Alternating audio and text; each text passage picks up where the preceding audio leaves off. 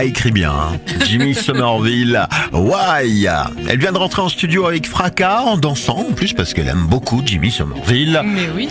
C'est Aurore, évidemment, qui nous revient avec une nouvelle édition de son Pense-Bête. Je te laisse faire ton œuvre. Merci.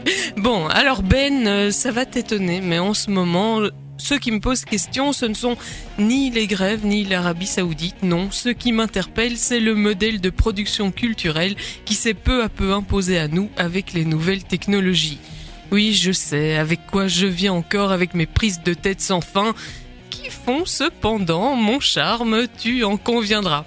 Je te jure pourtant que je n'apprécie pas plus que toi avoir la migraine, mais c'est que, vois-tu, je me souviens de la une du Time, il y a quelques années déjà, qui nous avait désigné nous, monsieur et madame tout le monde, nous les citoyens, nous les internautes surtout, personnalités de l'année. Et je me souviens de l'engouement et du sentiment de possibilité qu'offraient ces espaces d'expression encore largement inexplorés.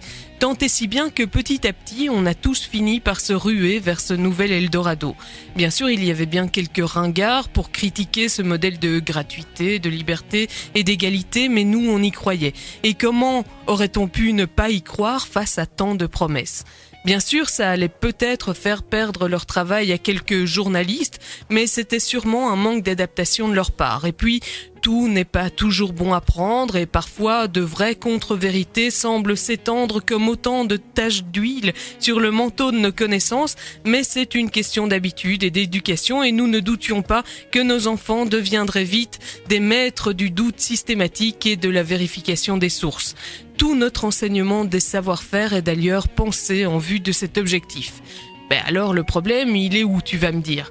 Le problème, ou en tout cas la question que cela me pose, c'est celle de la compétition stérile et égocentrée que cela engendre.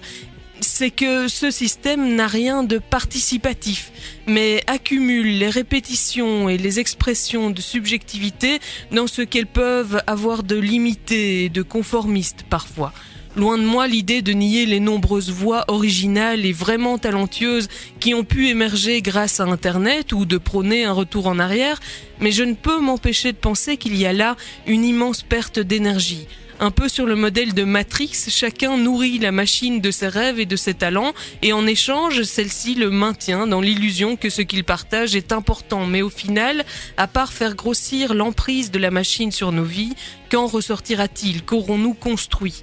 Je n'ai pas de réponse, mais je me dis que prendre conscience des effets de cette libéralisation de la création des contenus culturels permettra peut-être d'inventer pour demain les conditions d'échange et de synergie qui nous manquent aujourd'hui pour permettre de transformer toute cette inventivité individualisée en courant, en idées, qui sait, en œuvre. Voilà, une rubrique remplie d'espoir, pour toi en tout cas. Beaucoup de beaux mots. Aussi, une belle réflexion. On va se la réécouter. Hein. C'est une habitude maintenant. Hein. On est bien obligé. Tu nous prends directement là de grands matins avec tes grands débats d'idées. À demain. À demain. La suite, c'est la musique, évidemment, sur Buzz Radio. Voici venir à Yodelis.